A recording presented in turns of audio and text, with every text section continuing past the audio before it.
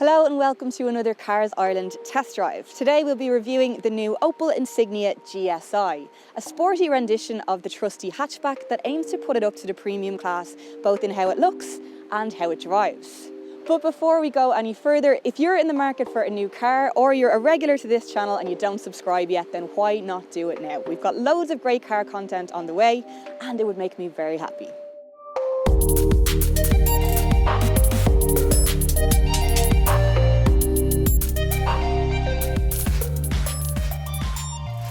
So the main differences you'll notice between the GSi and a regular Insignia are these awesome styling upgrades. So you've got a GSi front bumper, IntelliLux Matrix headlights, these awesome 20-inch alloy wheels with Michelin sports tyres and Brembo brakes, GSi side sills, and around the back you've got a discreet rear spoiler and some sporty exhausts.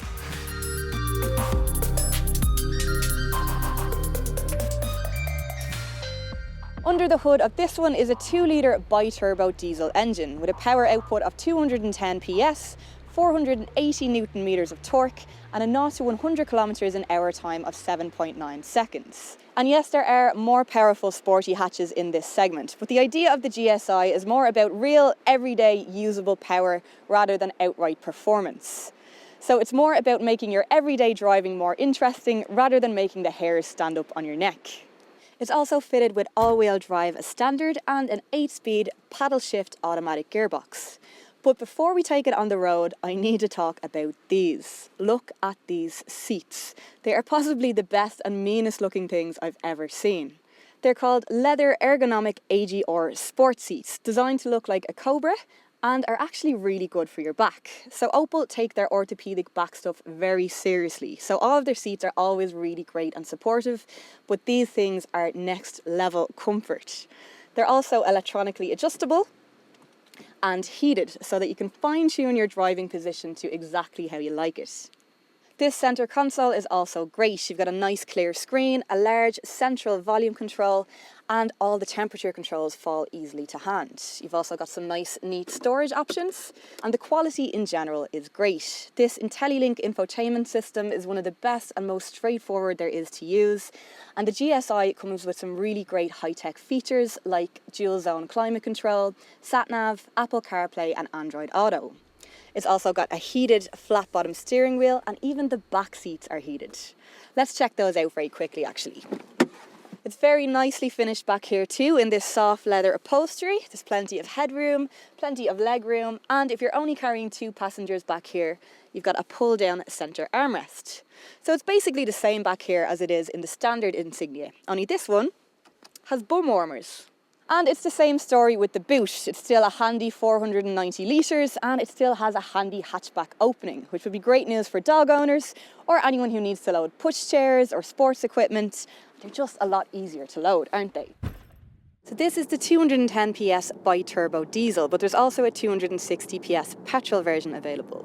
Now, as I mentioned earlier, despite the very dramatic sport seats, which would do a great job of keeping you in one place were you to take it on a racetrack, it's not an outright performance car and it doesn't claim to be. It just looks like one really. That said, while 210 PS might not sound like crazy power for a car of this size, it does have impressive levels of torque. So it's got great low down pulling power, and it means it responds to the requests of your right foot with urgency.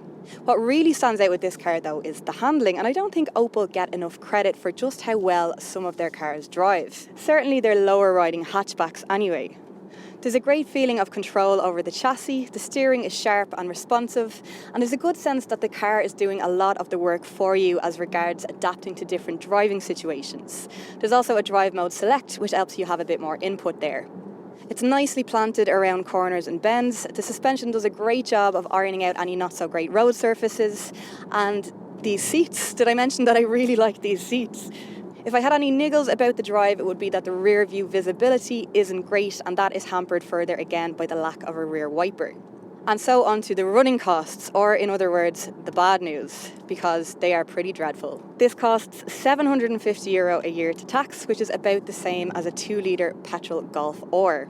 The claimed fuel economy is 7.2 litres per 100 kilometres, which are unlikely to achieve in real life. I've been averaging about 9.2. So basically it's like the antithesis to what is happening on the market at the moment as people move more towards eco-friendly and electric vehicles. So in other words, it's the type of car that you'll have to enjoy driving while you still can.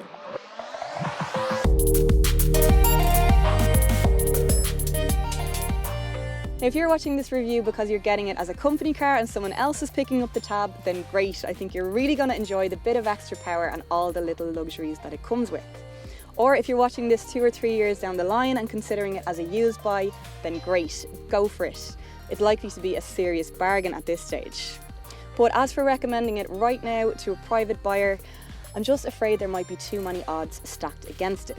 It's not an SUV, it's got a big diesel engine with high emissions, it's expensive, and it hasn't got the type of badge that would usually convince people to accept those things. So I do like the car a lot, but that is the reluctant conclusion that I've come to. Let me know what you think in the comments section below, like and share if you enjoyed the video, and if you'd like to see more like it, please subscribe for new car content every Wednesday.